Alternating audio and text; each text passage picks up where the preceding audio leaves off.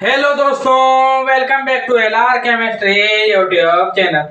तो दोस्तों, जैसे कि आप जानते हैं कि मैंने पिछले ही वीडियो में आपका पिछला चैप्टर खत्म करवाया था और जो है अब अगला चैप्टर जो कि चालू होने वाला है आपका एल्डिहाइड, कीटोन और ईस्टर। अरे याद रहे, ये चीज बता दूं आपको कि कुछ स्पेशल रिएक्शंस जो है आपको इनके बनाने की तीनों ही चीजों की मैंने आपको बता दी थी और कुछ एक तो जो है स्पेशल रिएक्शन जो बुकों में दी हुई है वो उतनी इंपॉर्टेंट नहीं है।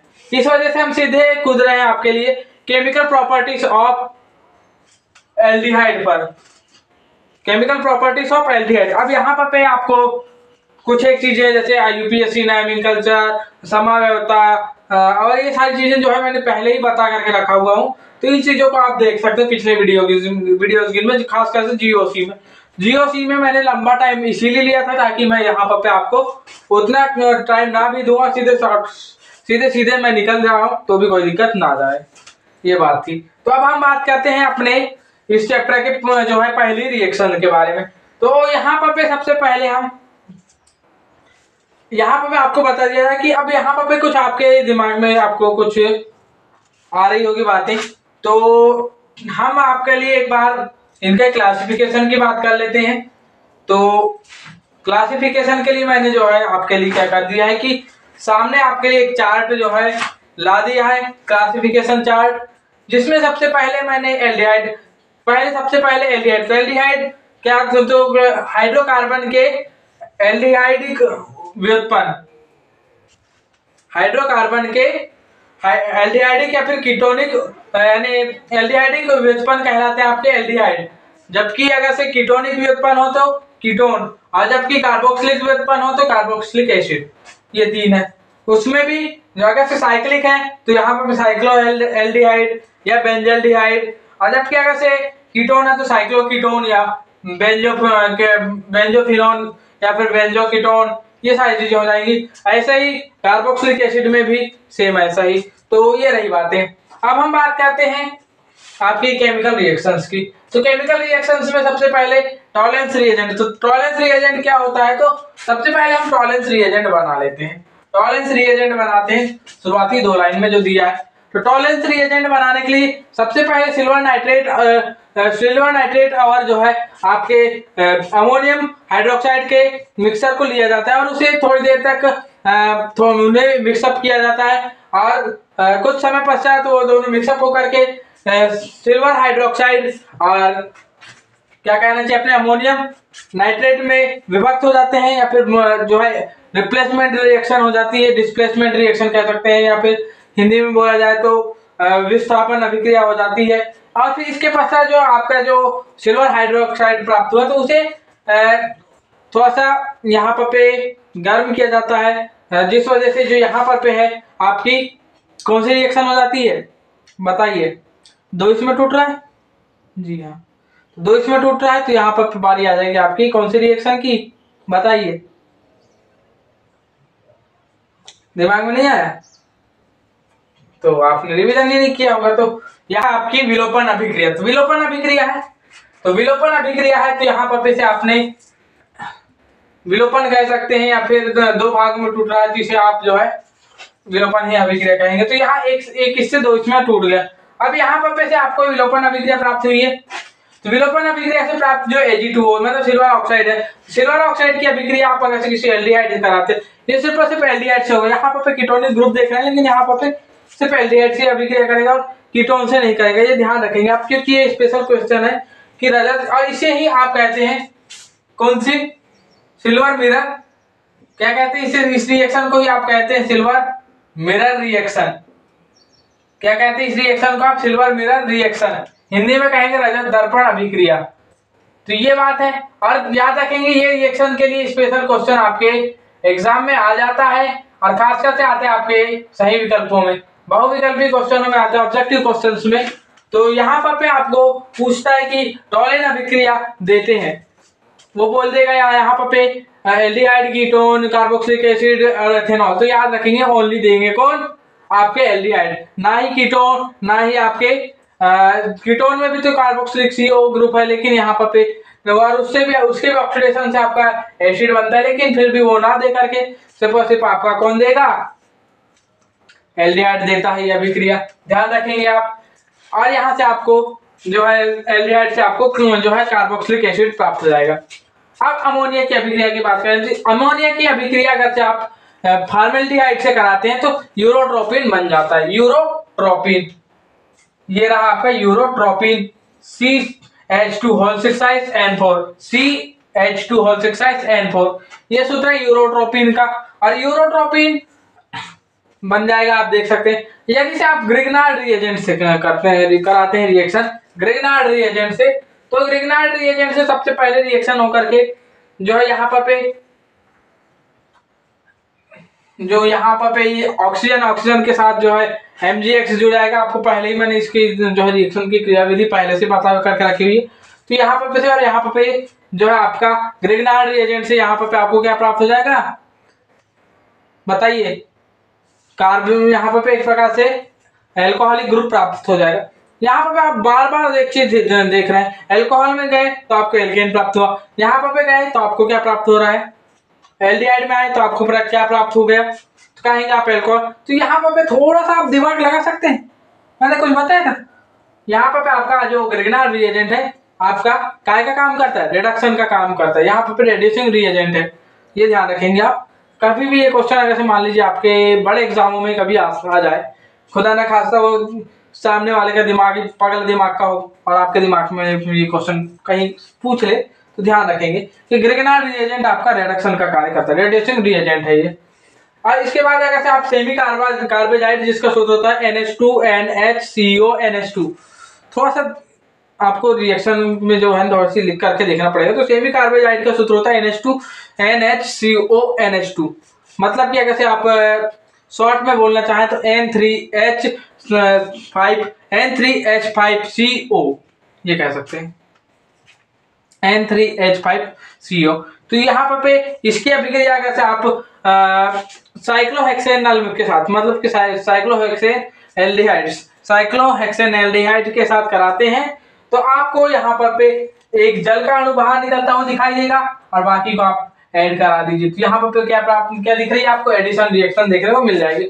यहाँ पे आपको एडिशन रिएक्शन देखने को मिलती है।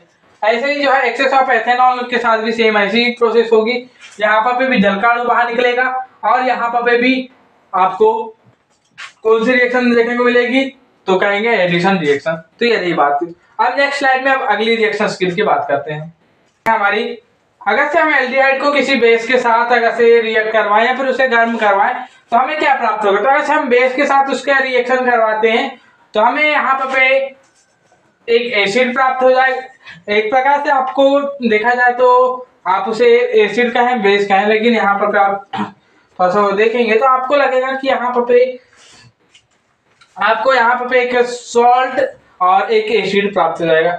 यहाँ पर आपको यानी कहने का मतलब यहाँ फिर से एक एडिशन रिएक्शन कह सकते हैं या फिर डिस्प्लेसमेंट रिएक्शन, दोनों का मिक्सअप यहाँ पर देखने को मिलता है। और आपको क्या देखने को मिल जाएगा, यहाँ पे बेंजोफिनॉल देखने को मिलेगा, और बेंजोफिनॉल नहीं कह सकते, बेंजोएथेनॉल प्राप्त हो जाएगा। और साथ ही साथ आपको एसिटो बेंजोइक प्राप्त हो जाएगा। अगर से मान लीजिए इसे आप अगर से आप एसिटिक एनहाइड्राइड के साथ अभिक्रिया कराते हैं, एसिटिक एनहाइड्राइड के साथ कराते हैं आप रिएक्शन, तो आपको यहाँ पे एसिटिक एसिड और बाकी बचा हुआ दोनों एक साथ, तो बाकी की चीजें आपको रिएक्ट होकर के क्या दे देंगे, आपको C6H5CH double bond CH COOH, ये भी एक प्रकार का एक एसिड है, इसे भी प्राप्त हो जाएगा आपको। और ये रिएक्शन आप जो है नेम रिएक्शन के नाम पे भी आ जाती, और ये परकीन रिएक्शन है, याद रखेंगे आपकी वेल नोन वेल फेमस और मोस्ट ऑफ द केस आपके एग्जाम में आने वाली परकीन रिएक्शन है, ध्यान रखेंगे। अब यहाँ से अब आपकी नेम रिएक्शन चालू हो जाती है। तो नेम रिएक्शन अगर टी-सेंको है या फिर सेंको रिएक्शन, अगर सेंको रिएक्शन आप देखते हैं तो सेंको रिएक्शन में आपके डबल एल्डिहाइड जो है एल्यूमिनियम ट्राई एथेनॉल के एथेनॉल यानी कि C2H5O होल थ्राइस Al के उपस्थिति में अभिक्रिया करके आपको एथिल एस्टर दे देगा। क्या दे देगा? Methyl ester. क्या देगा? मेथिल एस्टर दे देगा। एल्डोल का रिएक्शन, अब यहाँ एल्डोल रिएक्शन पे आएंगे तो यहाँ पर लगभग आपको थोड़ा सा सेम देखने को मिलेगा, लेकिन यहाँ पर यदि से आपने एल्यूमिनियम ट्राई एथेनॉल की जगह पर आपने डाइल्यूट सोडियम हाइड्रोक्साइड या फिर कोई डाइल्यूट बेस लिया तो आपको यहाँ पर जो है एस्टर की जगह पर यहाँ पर आपको क्या कहना चाहिए अपना कोई यानी कि आप कह सकते हैं एल्डोल, आपको एल्डोल यानी एल्डिहाइड और एक ही इसमें एल्डिहाइड और क्या मिल जाएगा? हाइड्रोक्सिल ग्रुप दोनों मिल जाएंगे आपको, और दोनों मिलने की वजह से ही इसको कहते हैं एल्डोल। इसे कहते हैं एल्डोल प्रोडक्ट। तो आपको एल्डोल प्रोडक्ट देखने को मिलेगा, और फिर यहीं से आगे से आप गर्म करते हैं तो आपको रीअरेंजमेंट देखने को मिलेगा, और रीअरेंजमेंट के कारण यहाँ पर आपका जल का एक अणु बाहर निकल जाएगा, और फिर आपका यहाँ पर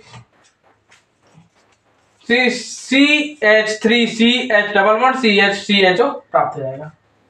ऐसे बेंजोइन कंडेंसेशन कराते हैं, और बेंजोइन कंडेंसेशन को भी लगभग ऐसी कुछ देखने को मिलेगा रिएक्शन, लेकिन यहाँ पर आपको डाइल्यूट NaOH की जगह पर आप क्या लेंगे? पोटेशियम साइनाइड लेंगे। पोटेशियम साइनाइड लेंगे तो आपको यहाँ पर बेंजोइन कंडेंसेशन देखने को मिलेगा। इसे आप बेंजोल कह सकते हैं। बेंजोल क्या कह सकते हैं? बेंजोल। यहाँ पर क्योंकि आपका बेंजोल ना कह करके आप जो है बेंजोनिक कह सकते हैं, बेंजोनिक कह सकते हैं, बेंजोन कह सकते हैं, बेंजोल ना कह करके आप बेंजोन कह सकते हैं, क्योंकि यहाँ पर कीटोनिक ग्रुप और एल्कोहलिक ग्रुप यहाँ पर एक साथ है। कीटोनिक और एल्कोहलिक ग्रुप एक साथ है यहाँ पर। अब यहाँ पर बात करेंगे क्रॉस, यहाँ पर क्लेजन बचा हुआ, क्योंकि आगे चल करके यहाँ पर आपको देखने को कुछ और स्पेशल चीजें देखने को मिलेगी। क्रॉस एल्डोल पे पहले आते हैं। तो क्रॉस एल्डोल में अगर से डाइल्यूट NaOH लेते हैं, मतलब कि आप जो है एल्डोल की तरह लेंगे, लेकिन यहाँ पर एल्डोल में जो है आपने दोनों ही तरफ आपने क्या लिया था? एल्डिहाइड लिया, लेकिन यहाँ पर बेंजल्डिहाइड ले लेना। अगर से आप एक बेंजल्डिहाइड और एक एल्डिहाइड की अभिक्रिया कराए आपस में, तो यहाँ पर सेम रिएक्शन आपको देखने को क्या मिलेगी? सेम जो है आपकी एल्डोल रिएक्शन जैसी दिखाई देगी यहाँ पर, लेकिन थोड़ी सी रीअरेंजमेंट में भी देखने को मिलेगा। यहाँ पर डायरेक्ट रीअरेंजमेंट होगा, और यहाँ पर भी कोई जल का अणु बाहर ना निकल करके यहाँ पर आपको C6H5C को ऊपर OH CH2CHO ये देखने को मिलेगा आपको। इसे कह सकते हैं आप बेंजोल। इसे क्या कह सकते हैं आप? बेंजोल। इसी तरीके से क्लेजन कंडेंसेशन होती है, जहां पर यदि से आप डाइल्यूट अगर से NaOH की जगह अगर से मान लीजिए आपने कंसंट्रेट NaOH लिया, सेम अगर से क्रॉस एल्डोल की था, लेकिन यहाँ पर डाइल्यूट NaOH की जगह आपने अगर से मान लीजिए कंसंट्रेट NaOH लिया, तो यहाँ पर आपको जो रीअरेंजमेंट है वो बिल्कुल रीअरेंजमेंट देखने को मिलेगी। अगर से मान लीजिए आपने डाइल्यूट लिया तो आपको कौन से मिलेगी? क्रॉस एल्डोल, और यदि से आपने डाइल्यूट की जगह कॉन्सेंट्रेट लिया तो आपको जो है एल्डोल की जो लास्ट स्टेप है डायरेक्ट यहाँ देखने को मिल जाएगी, और C6H5CH डबल बॉन्ड CHO देखने को मिल जाएगा, जल का अणु बाहर निकल जाएगा। तो ये रहे। अब इसके अलावा दो रिएक्शन और रहेंगे जिसे हम नेक्स्ट स्लाइड में देख लेंगे। और एक बात और है कि आप जो है यहाँ पर अपनी रिएक्शन स्क्रीन को थोड़ा सा आप लिख करके बार बार देखिए, जिससे कि आपके दिमाग में थोड़े अच्छे से एक्यूरेट टाइम तक जो है बैठी रहेगी। क्योंकि मैं यहाँ बोल करके बताऊंगा, आप चाहे मैं कितना ही अच्छा समझा दूं, मैं आपको एक स्टेप सही समझा दूं, लेकिन आप अगर से आप प्रैक्टिस नहीं करेंगे तो आपके दिमाग में नहीं बैठेगी। याद रखें, practice makes a man perfect. वैसे यहाँ practice makes a reaction perfect, ये याद रखेंगे। वहां पर practice makes a man perfect की जगह मेन की जगह यहाँ रिएक्शन ला लीजिए, practice makes a reaction perfect. हमारी अगली रिएक्शन है क्लीमेंसन रिडक्शन रिएक्शन। तो यहाँ पर एक प्रकार से आप ब्रेन शब्द देख लीजिए रिडक्शन, लेकिन यहाँ क्लीमेंसन है तो यहाँ पर याद रखेंगे जिंक अमलगम और जो है कॉन्सेंट्रेट HCl को मेन रूप से ध्यान रखेंगे। इनकी उपस्थिति में जो है एल्डिहाइड का रिडक्शन होता है। जिंक अमलगम और कॉन्सेंट्रेट HCl की उपस्थिति में आपका जो है आपके एल्डिहाइड का जो है वो भी अनकंट्रोल्ड रिडक्शन होता है। अनकंट्रोल्ड रिडक्शन के जरिए आपको क्या प्राप्त हो जाता है? यहाँ पर आपको एथेन प्राप्त हो जाता है और जो है जल का एक अणु बाहर निकल जाता है। कुछ इसी तरीके से उर्फ के स्नान में भी आपको रिडक्शन रिएक्शन देखने को मिलेगी। और रिडक्शन रिएक्शन देखेंगे किसकी उपस्थिति में, तो डाई NH2 की उपस्थिति में, मतलब कि NH2 की उपस्थिति में देखने को मिलेगी। तो NH2 की उपस्थिति में जो है आपको रिडक्शन देखने को मिलेगा और ये भी अनकंट्रोल्ड होगा, लास्ट में आपको प्रोडक्ट एथेन ही प्राप्त होगा। लेकिन बीच में आपको तो ये रिएक्शन किस प्रकार चलेगी, तो यहाँ सबसे पहले इन दोनों का रिएक्शन होगी। तो सबसे पहले आपको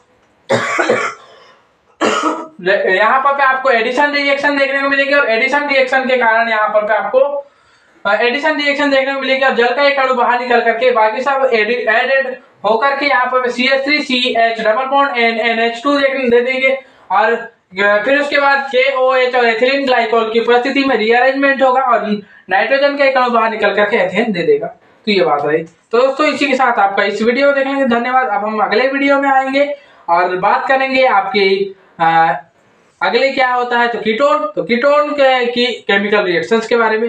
दोस्तों अगले वीडियो में मिलते हैं। जय हिंद, जय श्री राम।